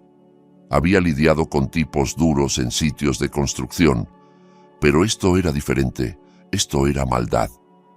Así que traté de encontrar una salida, continuó Mateo, su voz quebrándose. Traté de conseguir préstamos, traté de apostar mi camino de regreso arriba, pero solo cavé el hoyo más profundo. Y entonces me di cuenta, valgo más muerto que vivo. Señaló el mostrador de la cocina donde había una pila de correspondencia. La póliza, $5 millones. La saqué cuando me dieron el ascenso el año pasado, antes de que todo se derrumbara. Revisé la letra pequeña, papá. Leí cada palabra. Hay una cláusula de suicidio. Si me pongo una pistola en la boca o si estrello mi auto contra una pared, no pagan nada. 0. La póliza es nula por 2 años por muerte autoinfligida. Me miró, rogándome que entendiera su lógica retorcida. Pero si muero de causas naturales, si mi mal corazón simplemente se rinde, pagan. Pagan $5 millones libres de impuestos. Raquel podría pagar a los usureros, podría pagar la casa. Ella y Liliana estarían seguras de por vida, estarían a salvo. Lo miré fijamente. A mi hijo, el niño al que le enseñé a andar en bicicleta, el hombre del que estaba tan orgulloso, había reducido su vida a una tabla actuarial. Había decidido que su único valor para su familia era el cheque que recibirían cuando estuviera bajo tierra. «¿Así que decidiste dejar los medicamentos?», dije, mi voz hueca. «Era la única manera», lloró Mateo. «Sabía que mi corazón no aguantaría. Sin la nitroglicerina, la presión se acumularía. Se vería como un paro cardíaco estándar. Sin preguntas, el forense vería mi historial y firmaría el certificado de defunción. Sería limpio». «¿Y Raquel?», Pregunté, mirándola. ¿Cómo lograste que aceptara esto? ¿Cómo lograste que tu esposa se convirtiera en tu verdugo? Mateo apretó los ojos cerrándolos. Le conté todo. Le conté sobre las amenazas. Le mostré las fotos de Liliana. Ella quería ir a la policía, pero le dije que no podíamos. Si íbamos a los policías, los usureros lo sabrían. Lastimarían a Liliana. Solo para dar un ejemplo, le dije que no había otra salida. Miró a Raquel, su expresión llena de vergüenza y pena. Ella se negó, papá. Por días. Se negó. Me rogó que encontrara otra manera. Dijo que vendería la casa, vendería sus joyas, trabajaría 3 empleos, pero yo sabía que no sería suficiente. No a tiempo. Así que yo le di un ultimátum. ¿Ultimátum? Repetí. Le dije que si no me ayudaba a hacerlo silenciosamente con las pastillas, iría a buscar a los usureros yo mismo. Le dije que los provocaría. Le dije que me aseguraría de que me mataran en la calle. Y le dije que si hacía eso, no había garantía de que no lastimarían a ella y a Liliana de todas formas. Le dije que esta era la única manera de garantizar su seguridad. Le forcé la mano, papá. La convertí en un monstruo. Raquel dejó escapar un sollozo que sonó como algo desgarrándose. Yo no quería a Benjamín, gimió. Te juro que me di la harina. Lloré cada vez que llenaba esas cápsulas. Cada vez que le daba esa lonchera, sentía que me estaba muriendo por dentro. Pero él dijo que era por Liliana. Dijo que lo estaba haciendo por Liliana. Miré de uno al otro. La tragedia de todo era sofocante. 2 personas atrapadas en una pesadilla de su propia creación, tomando las peores decisiones posibles por amor y miedo. Entonces, la desintoxicación, dije mirando a Raquel. El especialista en Nueva York. Todo eso fuiste tú. Teníamos que decirte algo, susurró Raquel. Mateo se estaba enfermando. Te habrías dado cuenta. Necesitábamos una historia de cobertura. Me la inventé. Pensé que si creías que estaba recibiendo tratamiento, no mirarías demasiado de cerca. Solo quería protegerte de la verdad. No quería que supieras que tu hijo se estaba sacrificando. Sacrificándose. Las palabras quedaron suspendidas en el aire. Mateo no veía esto como suicidio. Lo veía como martirio. Pensaba que estaba siendo un héroe. Tonto, susurré. Absoluto tonto. Caminé hacia Mateo. Él se encogió esperando que lo golpeara. Tal vez debería haberlo hecho. Tal vez lo necesitaba, pero no pude. Lo miré, al hombre que había tirado su dignidad, su vida y el alma de su esposa, todo por dinero. ¿Crees que esto es valiente?, pregunté, mi voz temblando de rabia contenida. ¿Crees que dejar a tu esposa con el recuerdo de matarte es valiente? ¿Crees que dejar a tu hija sin padre es valiente? No eres un héroe, Mateo. Eres un cobarde. Mateo levantó la vista herido. Papá, lo hice por ellas. No, rugí. Lo hiciste porque tenías miedo. Cavaste un hoyo con tus apuestas y tu codicia. Y en lugar de salir trepando, en lugar de pedir ayuda, decidiste enterrarte en él. Ibas a dejar que tu esposa te viera morir, jadeando por aire día tras día, sabiendo que podía salvarte, pero no podía porque la amenazaste. Eso no es amor, Mateo. Eso es tortura. Señalé a Raquel. Mírala, mira lo que le hiciste. No la salvaste, la destruiste. Incluso si el plan hubiera funcionado, incluso si hubieras muerto y ella hubiera recibido el dinero, ¿cómo iba a vivir con eso? Cada vez que gastara un centavo de esos 5 millones, recordaría que asesinó a su esposo para obtenerlo. Ibas a convertirla en un cascarón igual que tú. Mateo miró a Raquel. Realmente la miró. Vio el terror en sus ojos, la postura rota. Vio el precio que su sacrificio había cobrado. Se desplomó hacia adelante, derrotado. Solo no sabía qué más hacer, susurró. Tenía tanto miedo. La imagen de mi hijo, el hombre fuerte y capaz que creí haber criado, se desmoronó ante mis ojos. No era un villano, no era una víctima, era solo un hombre débil que había cometido una serie de errores catastróficos y luego trató de arreglarlos con el error definitivo. Sentí una profunda sensación de pérdida. Había hecho duelo por mi esposa hace 6 meses. Ahora estaba haciendo duelo por el hijo que creía tener. Ese hombre se había ido. En su lugar estaba esta criatura rota y tonta sangrando en el piso de la cocina. Pero todavía era mi hijo y todavía estaba vivo. «Levántate», dije. Mi voz estaba cansada, agotada hasta los huesos. Mateo no se movió. Dije que te levantes. Lo agarré del brazo y lo levanté. Se tambaleó inestable. «La fecha límite», murmuró. «Es el martes, papá. Van a venir». «Que vengan», dije. Ya se acabaron los escondites, ya se acabaron las mentiras y definitivamente ya se acabó el morir. Miré el frasco naranja que había estrellado contra la pared. La medicina real estaba esparcida entre el vidrio. «Recógela», le dije a Raquel. «Recoge cada pastilla». Ella asintió frenéticamente, arrodillándose para recoger las tabletas. «Vamos a arreglar esto», dije, mirando a Mateo a los ojos. «Pero no a tu manera. Lo vamos a hacer de la manera difícil, la manera honesta». Mateo negó con la cabeza. «No tenemos $300,000, papá. No tenemos nada». «Lo sé», dije, «pero sigo siendo tu padre y no he terminado todavía». Me aparté de él, incapaz de mirar su patética esperanza por más tiempo. Caminé hacia la ventana y miré hacia afuera a la calle. La camioneta negra seguía ahí, vigilando, esperando. Saqué mi teléfono. Me quedaba una carta por jugar. Una carta que había guardado por 40 años. Me costaría todo lo que me quedaba, cada pizca de orgullo, cada año restante de mi vida. Pero mientras miraba a mi hijo roto y a su esposa aterrorizada, supe que tenía que jugarla. Marqué el número. Sonó una vez, 2 veces. «Francisco», dije cuando la voz contestó. «Soy Benjamín. Necesito un favor». Francisco aceptó. No pidió colateral. No pidió un contrato. Solo pidió mi palabra. Y en ese momento, mi palabra valía $300,000. Colgué el teléfono y miré a las 2 personas rotas frente a mí.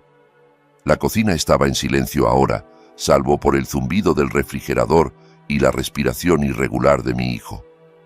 La camioneta negra afuera no se había movido. Los tiburones seguían esperando, pero ahora tenía el cebo para hacerlos irse. Pero todavía había una cosa que no podía entender. Una pieza irregular de esta pesadilla que no encajaba. Miré el formulario de beneficiario arrugado tirado en el piso entre el vidrio destrozado. Me agaché y lo recogí, mis articulaciones tronando en el silencio. Lo alisé sobre la encimera de granito. Benjamín Carrasco. El nombre me miraba fijamente. No Raquel, no Liliana. Yo. Miré a Mateo. Estaba sentado en un banco de la barra ahora, su cabeza en sus manos, luciendo como un hombre que acababa de correr un maratón con una pierna rota. «Mateo», dije, mi voz baja, «necesito entender esto. Realmente necesito entender esto. Ibas a dejar a Raquel y a Liliana solas, ibas a dejarlas con un esposo y padre muerto, y le ibas a dar el dinero a mí». Mateo levantó la vista. Sus ojos estaban rojos, hinchados, llenos de un dolor tan profundo que parecía físico. «No se trataba de dejarlas, papá», susurró. «Se trataba de limpiar la pizarra, se trataba de equilibrar». Tomó un aliento tembloroso y señaló el papel bajo mi mano. «Hice las cuentas, papá. Soy contador. Me quedé despierto noches haciendo las cuentas. Le debo a los usureros 300,000. Eso deja 4,700,000. Miró a Raquel, quien se estaba limpiando los ojos con una servilleta de papel. Raquel podría vender esta casa. Podría tomar 1,000,000 de la póliza para establecerse ella y a Liliana en un lugar más pequeño, pagar la universidad, asegurarse de que nunca pasaran hambre. Pero el resto, los 3,700,000, eso era para ti. ¿Para mí?, pregunté, sintiendo una nueva ola de horror lavarme. «Mateo, tengo 70 años. ¿Qué voy a hacer con 3 millones? Vivo en un apartamento de un cuarto, como sándwiches de almuerzo». «Ese es exactamente el punto», gritó Mateo, su voz quebrándose. Vives en un basurero por mi culpa. Estás trabajando en construcción a los 70 por mi culpa. Te quité tu casa, papá. Te quité el hogar que tú y mamá construyeron. Te quité tu red de seguridad. Te quité tus años dorados y los tiré por el retrete porque quería hacerme el importante en una casa que no podía pagar. Se levantó, caminando de un lado a otro en el pequeño espacio entre la isla y el fregadero, sus manos volando a su alrededor. ¿Sabes cómo se siente? ¿Sabes cómo se siente ver a tu padre salir cojeando de tu casa cada mañana para ir a hacer trabajo manual porque eres un fracaso? Te come vivo, papá. Te pudre por dentro.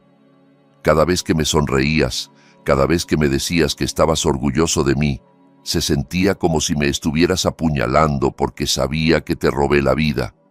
Se detuvo frente a mí, su pecho agitándose. Quería devolvértela, papá. Quería darte una jubilación. Quería que viajaras. Quería que compraras un condominio en Florida. Quería que nunca tuvieras que levantar un martillo de nuevo. Lo calculé. El pago cubriría los 200,000 que te quité, más intereses, más daños y perjuicios, más suficiente para mantenerte cómodo el resto de tu vida. Era el único activo que me quedaba.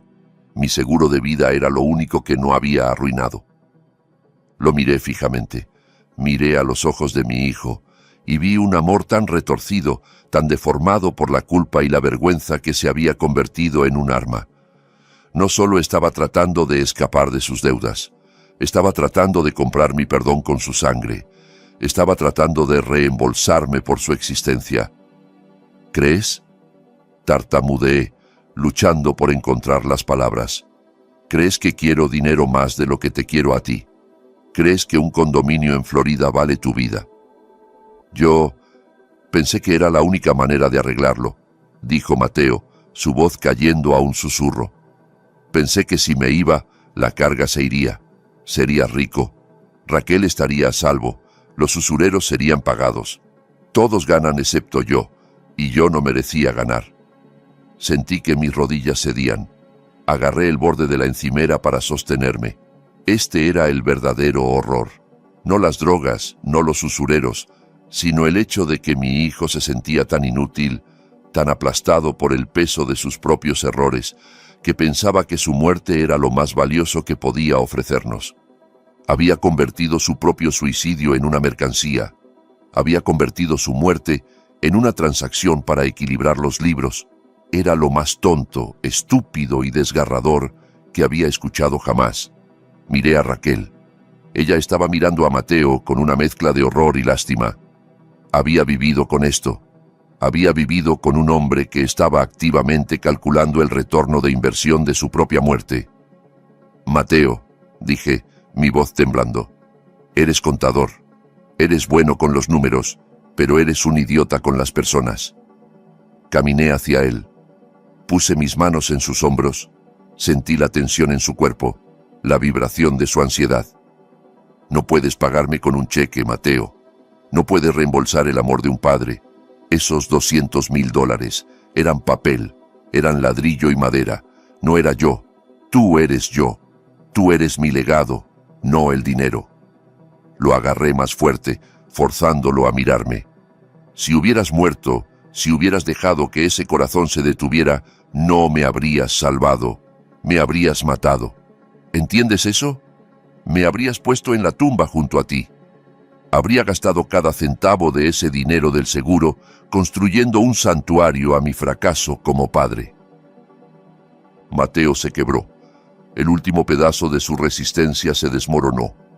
Cayó sobre mí sollozando en mi pecho, aferrándose a mi chaleco de trabajo como un hombre ahogándose. Lo siento, papá, gimió.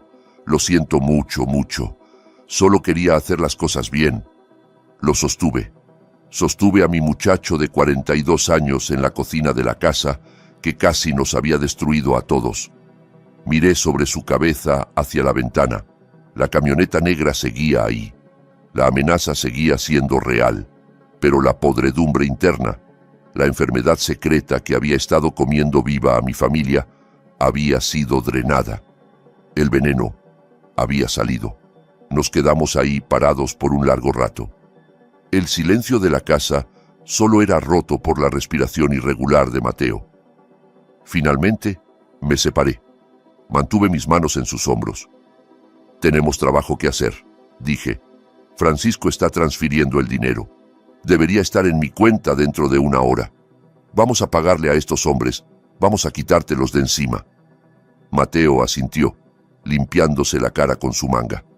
Se veía exhausto, drenado, pero por primera vez en semanas, no se veía como si se estuviera muriendo. Se veía como un hombre que acababa de despertar de una larga pesadilla. ¿Y luego qué?, preguntó Mateo. Luego vas a arreglar esto, dije severamente. Realmente arreglarlo, no con la muerte, con la vida. Vas a vender esta casa, vas a pagarle a Francisco, vas a buscar ayuda para las apuestas y vas a pasar cada día por el resto de tu vida demostrándole a tu esposa e hija que vales más que una póliza de seguro. Miré a Raquel. ¿Y tú?, dije. Vas a ayudarlo. Vas a dejar de habilitarlo. Vas a dejar de esconder secretos en tu cajón de ropa interior. Vas a ser una compañera, no una cómplice. Raquel asintió, nuevas lágrimas derramándose por sus mejillas. Sí, Benjamín, lo prometo. Mi teléfono sonó. Lo saqué. Un mensaje de texto de mi banco. Transferencia recibida. $300,000. Miré el número. Era una fortuna. Era mi libertad. Era mi futuro. Y estaba a punto de entregárselo a un montón de criminales para limpiar el desastre de mi hijo. Pero mientras miraba a Mateo, parado ahí respirando, su corazón latiendo, un ritmo fuerte y constante en su pecho, supe que había obtenido el mejor trato. «Vámonos», dije, volteándome hacia el garaje. «Vamos a pagar la cuenta». Salimos de la casa juntos, 3 generaciones de Carrascos, si contabas al fantasma del hombre que solía ser. Caminamos por la entrada para encontrarnos con la camioneta negra. Sostenía el teléfono en mi mano como un escudo. Tenía 70 años. Estaba quebrado. Estaba cansado. Pero era un padre. Y hoy eso era suficiente. La camioneta negra era una mancha oscura contra el crepúsculo suburbano. 2 hombres estaban sentados adentro, sus caras en sombras, pero su intención clara. No estaban ahí para hablar. Estaban ahí para cobrar de una manera u otra. Marché por la entrada, mis botas crujiendo fuerte sobre el pavimento. Mi corazón martilleaba un ritmo frenético contra mis costillas, pero mi cara era de piedra. Era Benjamín Carrasco. Había enfrentado túneles colapsando y grúas tambaleándose. No iba a parpadear ahora. Mateo me seguía detrás, sus pasos pesados de terror. Podía escuchar su respiración irregular. Parecía un hombre caminando hacia su propia ejecución. Raquel estaba parada en el porche, agarrándose el pecho, sus ojos abiertos de pánico. La ventana del pasajero de la camioneta se bajó con un zumbido bajo. Un hombre miró hacia afuera. Tenía una cara como un puño apretado, cicatrizada y dura. «¿Quién eres tú?», preguntó. Su voz era como grava en una mezcladora. «Soy su padre», dije, deteniéndome a 1 metro del carro. «Y estoy aquí para saldar la cuenta». El hombre se rió. Fue un sonido seco, sin humor. «A menos que seas Santa Claus, viejo, no tienes lo que necesitamos. Tu muchacho nos debe 300 de los grandes, y el reloj está corriendo». Mateo dio un paso adelante, su voz temblando. «Por favor, solo dejen a mi familia fuera de esto. Necesito más tiempo». «No damos tiempo», dijo el hombre, abriendo la puerta. Salió. Era grande, se elevaba sobre mí. Dio un paso hacia Mateo, su mano metiéndose en su chaqueta. Me interpuse entre ellos. Planté mis pies. Sentí la artritis en mis rodillas arder, pero la ignoré. «Dije que lo voy a saldar», gruñí. «Ahora mismo. Transferencia bancaria. Dame el número de ruta». El hombre se detuvo. Me miró de arriba abajo evaluándome. Vio la ropa de trabajo, el pelo gris, el fuego en mis ojos. Sonrió con suficiencia. «Está bien, abuelo. ¿Quieres jugar al héroe? Adelante». Recitó los números. Saqué mi teléfono. Mis dedos estaban firmes mientras los tecleaba en mi aplicación bancaria. $300,000. Era todo lo que Francisco acababa de prestarme. Era mi libertad, era mi dignidad, era el resto de mi vida esclavizado a una deuda que no creé. Mateo agarró mi brazo. «Papá, no», susurró, sus ojos abiertos de horror. «No puedes hacer esto, no puedes trabajar el resto de tu vida. Es demasiado, no lo valgo». Ahí fue cuando perdí el control. La rabia, el miedo, el agotamiento, todo hirvió. Me volteé y lo abofeteé. No fue un golpecito suave. Fue una bofetada dura y punzante en la cara que resonó en la calle silenciosa. Mateo trastabilló hacia atrás, sosteniendo su mejilla, en shock. «¡Cállate!», grité. «Nunca vuelvas a decir eso. Tu vida no es barata. No es algo que intercambias por un condominio en Florida. No es algo que tiras porque tienes miedo». Lo agarré de la camisa, jalándolo cerca. «Yo construí rascacielos, Mateo. Vertí concreto hasta que me sangraban las manos. Hice eso para que pudieras vivir, para que pudieras tener una vida. Y trabajaré hasta morirme si eso es lo que se necesita para mantenerte respirando. No insultes mi sacrificio diciéndome que no lo vales». Mateo me miró fijamente, lágrimas brotando de nuevo. Finalmente entendió. Esto no se trataba de dinero, se trataba de valor. Y para mí, él no tenía precio. Me volteé hacia el hombre. Presioné confirmar. «Está enviado», dije. El hombre revisó su teléfono. Pasaron unos segundos de silencio agonizante. El viento agitó las hojas. Mi corazón latía con fuerza. Entonces el hombre asintió. La sonrisa suficiente desapareció, reemplazada por un destello de respeto. «Ahí está», dijo. «Limpio». Se subió de nuevo a la camioneta. «Dile a tu muchacho que tiene suerte», dijo por la ventana. «La mayoría de los tipos no tienen un papá como tú». La camioneta retrocedió y se alejó, desapareciendo calle abajo. La amenaza se había ido. Los tiburones habían sido alimentados. Dejé escapar un largo suspiro. Mis hombros se hundieron, la adrenalina me abandonó y de repente sentí cada día de mis 70 años. Estaba cansado, tan cansado. «Papá», susurró Mateo, «¿de dónde sacaste ese dinero? ¿Quién te dio $300,000? Lo miré la casa, miré el cielo. «Francisco», dije, llamé a Francisco. La mandíbula de Mateo cayó. «Tu antiguo jefe, ¿pero cómo?» «Le vendí el resto de mi vida», dije simplemente. Le prometí que manejaría sus sitios, que entrenaría a sus equipos, que manejaría sus inspecciones de seguridad. Le dije que trabajaría gratis hasta que la deuda esté pagada. «Pero papá», lloró Mateo, «tienes 70, no puedes trabajar así, te va a matar». «Tal vez», dije, «pero moriré de pie, moriré trabajando, y moriré sabiendo que mi hijo está vivo para criar a su hija». Caminé hacia el porche donde Raquel estaba parada. Me miró con asombro. Ella había estado lista para matar a su esposo para salvar a su hija. No había visto otra salida. Y yo acababa de mostrarle que siempre hay otra salida si estás dispuesto a pagar el precio. «Está hecho», le dije. «Se fueron». Raquel estalló en lágrimas de nuevo, extendiendo los brazos para abrazarme. La dejé. Los sostuve a los dos, a mi hijo y a su esposa, ahí mismo en la entrada. Éramos un desastre, estábamos quebrados, estábamos rotos, pero estábamos vivos. «Lo siento», seguía diciendo Mateo, «lo siento mucho. Lo siento, no paga la renta», dije, separándome. «Tenemos trabajo que hacer, trabajo real». Miré a Mateo. «Lo primero, mañana temprano, vamos a poner esta casa en venta. La vas a vender. Vas a tomar cualquier capital que quede y vas a pagar tus tarjetas de crédito. Te vas a mudar a un apartamento, uno pequeño, uno que puedas pagar». Mateo asintió vigorosamente. «Sí, sí, absolutamente. Lo que sea». «Y tú», le dije a Raquel, «vas a conseguir un trabajo. No me importa si es embolsar abarrotes o archivar papeles. Vas a contribuir. No más secretos, no más esconderse en el dormitorio». «Lo haré», prometió Raquel. Empezaré a buscar mañana. Y Mateo, dije, mi voz bajando. Jugadores anónimos, empezando esta noche.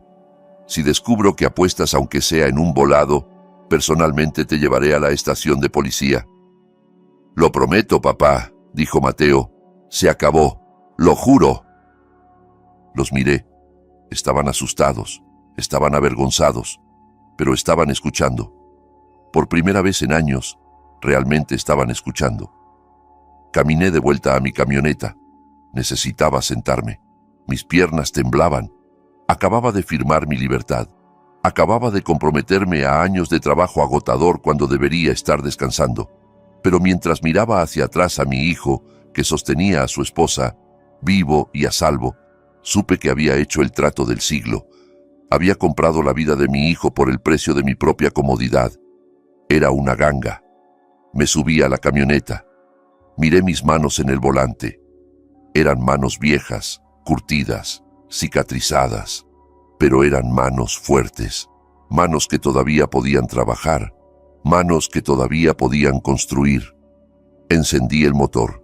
Tenía un turno mañana, uno largo. Francisco me esperaría en el sitio a las 6 de la mañana en punto y estaría ahí. Sería el primero en llegar porque eso es lo que hace un padre. Me alejé de la mansión que casi se había convertido en un mausoleo. Me dirigí de vuelta a mi apartamento con goteras. Era más pobre de lo que había sido jamás.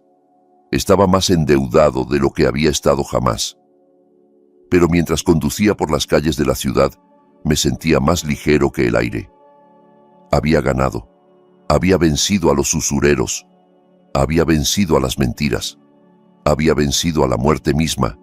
Y lo había hecho con nada más que una lonchera y la verdad. El camino por delante iba a ser difícil. Iba a ser largo. Pero por primera vez en 6 meses no estaba manejando solo. Tenía a mi hijo de vuelta, y eso valía cada gota de sudor que me quedaba. El letrero de "Se vende" se puso en el jardín de la mansión colonial a la mañana siguiente. Estaba ahí como una bandera blanca de rendición, señalando el fin de una era de pretensiones. La pusimos en $1.100.000, con precio para una venta rápida. No teníamos el lujo de esperar a que el mercado subiera. Necesitábamos efectivo y lo necesitábamos ayer. Cuando los compradores firmaron el contrato 3 semanas después, no sentí ni una pizca de arrepentimiento. Los vi firmar los papeles que despojaban a mi hijo de su símbolo de estatus, y todo lo que sentí fue el levantamiento de una carga que casi nos había aplastado a todos. Lo que quedó de la venta fue apenas suficiente. Después de pagar la hipoteca y los costos de cierre, quedaron unos $80.000 en capital. No era una fortuna, pero era un salvavidas. Mateo usó cada centavo para pagar las tarjetas de crédito que habían sido llevadas al máximo para mantener las apariencias. Liquidó las deudas más pequeñas, las que no involucraban tipos en camionetas negras, pero que aún así lo mantenían despierto por las noches. Se mudaron el siguiente fin de semana. No más pisos de mármol, no más garaje para 3 autos.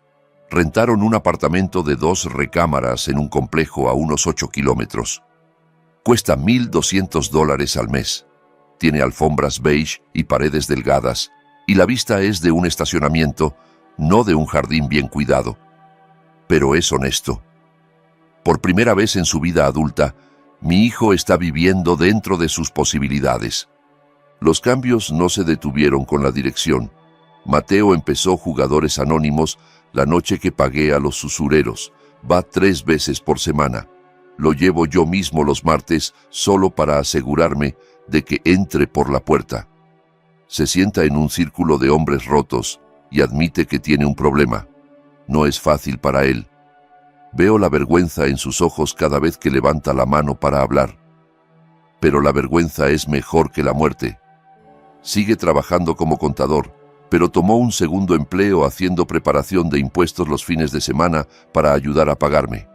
Se ve cansado, se ve desgastado, pero también se ve sólido, como un hombre que finalmente tiene los pies en la tierra en lugar de la cabeza en las nubes. Y Raquel, la mujer que pensé que era un monstruo, resultó ser la que más me sorprendió. No huyó. No se divorció de él cuando el dinero se secó. Consiguió un trabajo. Trabaja en una panadería ahora, empezando a las 4 de la mañana, amasando masa y decorando pasteles. Sus manos, una vez perfectamente manicuradas, ahora están espolvoreadas con harina. Harina real esta vez, no el veneno que solía empacar. Llega a casa oliendo a levadura y azúcar. Sus pies le duelen, pero paga la cuenta del supermercado con su propio dinero. Vendió sus bolsas de diseñador, vendió las joyas, se despojó de la fachada de la esposa perfecta y encontró a una mujer real debajo. En cuanto a mí, la vida se ha asentado en un ritmo que es tanto brutal como hermoso. Tengo 71 años ahora. Mi alarma suena a las 4:30 cada mañana. Mis articulaciones están más rígidas de lo que solían estar. Me toma unos buenos 10 minutos solo ponerme las botas porque mis dedos están hinchados por la artritis. Manejo al sitio en la oscuridad sorbiendo café tibio de un termo. Francisco cumplió su palabra. Me puso de vuelta en la nómina como gerente senior de seguridad del sitio, pero no lo estoy haciendo por el cheque. Cada viernes, cuando el depósito directo llega a mi cuenta, transfiero el 70% directo de vuelta a Francisco. Es un lento desgaste de la montaña de $300,000 que le debo. A este ritmo, estaré trabajando hasta los 85. Probablemente moriré en un sitio de trabajo usando un casco y un chaleco neón. ¿Y saben qué? Estoy bien con eso. Es un martes por la tarde en noviembre. El viento sopla desde el lago, cortando a través de mi chaqueta de lona. Estoy parado en el cuarto piso de un nuevo rascacielos, revisando los rieles de seguridad. La ciudad se extiende debajo de mí, gris y acero y fría. Mi espalda está gritando. Mis rodillas se sienten como si estuvieran llenas de vidrio roto. Estoy cansado. Estoy tan increíblemente cansado. Benjamín. Me volteo. Parado cerca del elevador de construcción hay dos figuras. Una alta, una pequeña. Es Mateo y Liliana. Se ven fuera de lugar aquí entre el polvo de concreto y el ruido de las pistolas de remaches. Mateo lleva su traje barato de su trabajo de oficina, su corbata aflojada. Liliana está en su abrigo rosa de invierno sosteniendo la mano de su papá. «Hola, papá», llama Mateo saludando. «Te trajimos algo». Camino hacia ellos, mis botas pesadas. Liliana se suelta y corre hacia mí. «¡Abuelo!», grita, envolviendo sus bracitos alrededor de mis piernas polvorientas. La abrazo fuerte, oliendo el champú de fresa en su cabello. Es el mejor olor del mundo. Mejor que el dinero, mejor que la jubilación. Raquel está trabajando un turno doble, dice Mateo, caminando hacia nosotros. Así que recogí a la pequeña y pensamos en traerte el almuerzo. Extiende una lonchera de metal. Es roja. Mi vieja lonchera roja. La tomo. Se siente pesada, sólida. La revisé 2 veces, dice Mateo, una pequeña sonrisa triste jugando en sus labios. Sin confusiones, solo un sándwich de roast beef, una manzana y un termo de sopa. Raquel lo hizo esta mañana antes de irse. Lo miro. Se ve saludable. Su color es bueno. Sus ojos están claros. Las sombras que solían perseguir su cara se han ido, reemplazadas por la fatiga de un hombre honesto trabajando duro para arreglar sus errores. No es el hijo rico y exitoso del que presumía hace 2 años. Es un adicto en recuperación quebrado viviendo en una renta, pero está vivo. Está parado aquí. Gracias, hijo. Digo, mi voz gruesa. Me siento en una pila de madera. Mateo se sienta junto a mí. Liliana se trepa a mi regazo, robando la manzana de la lonchera. Comemos juntos, rodeados por el esqueleto de un edificio que apenas está empezando a levantarse. Miro mis manos. Son viejas. Están cicatrizadas. Nunca sostendrán un palo de golf en Florida. Nunca dirigirán un bote en un lago en la jubilación. Sostendrán martillos y taladros y tabletas de inspecciones de seguridad hasta que no puedan sostener nada más. He perdido mis años dorados. He perdido mi libertad financiera. Pero entonces miro a Mateo riéndose mientras limpia una mancha de tierra de la nariz de Liliana. Miro la forma en que respira profundo y fácil, su corazón latiendo un ritmo constante en su pecho. el corazón que debería haberse detenido, el corazón que reinicié con una llave robada y una apuesta desesperada. Me di cuenta de algo entonces. Pasamos nuestras vidas tratando de construir cosas, casas, cuentas bancarias, legados. Pensamos que eso es lo que nos hace padres. Pensamos que proveer se trata del cheque que firmamos, pero no es así. Proveer se trata de ser el muro que se interpone entre tus hijos y la tormenta. Se trata de ser la red de seguridad cuando caen, incluso si atraparlos te rompe la espalda. Le di una mordida al sándwich. Sabía a roast beef y rábano picante. Sabía a vida. Soy Benjamín Carrasco. Tengo 71 años. Tengo $300,000 de deuda y una mala espalda. Soy el hombre más pobre en este sitio de construcción. Pero mientras estaba sentado ahí viendo a mi hijo y nieta, sabía que era el hombre más rico de la ciudad. Había pensado que mi nuera estaba tratando de matar a mi hijo. La verdad era peor. Mi hijo estaba tratando de matarse para salvarme. Pensaba que su muerte era el único regalo que le quedaba para dar. Pero estaba equivocado. Su vida era el regalo. A veces ser padre no significa que puedas descansar. A veces significa que tienes que tomar tus herramientas de nuevo cuando estás cansado y viejo. Significa que tienes que cargar el peso de sus errores en tus hombros porque los tuyos son los únicos lo suficientemente fuertes para soportarlo. Y mientras veía el sol brillar en las vigas de acero, supe que lo haría todo de nuevo. Vendería la casa de nuevo. Entraría al dormitorio de nuevo. Vendería mi vida a Francisco de nuevo. Lo haría todo de nuevo en un latido del corazón porque eso es lo que hacemos. Construimos, reparamos, salvamos. Y al final, ese es el único legado que importa.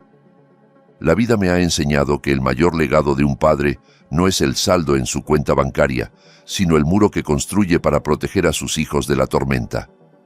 Perdí mi jubilación y debo trabajar duro a los 70, pero no tengo arrepentimientos. El dinero se puede ganar de nuevo, pero la vida de mi hijo no. A veces, el amor no es darles a tus hijos lo que quieren. Es hacer lo necesario para salvarlos, incluso si significa sacrificar el último pedazo de paz que tienes. Ese es el verdadero e inquebrantable significado de la familia. Si esta historia de sacrificio y el amor inquebrantable de un padre tocó tu corazón, por favor dale like al video y suscríbete al canal ahora mismo. Activa la campanita para no perderte ninguna historia. Y cuéntame en los comentarios, ¿estarías dispuesto a sacrificar todo tu futuro para salvar a tu hijo de sus propios errores? ¿Has vivido algo similar con tu familia? Me encantaría leer tu historia. Nos vemos en el próximo video.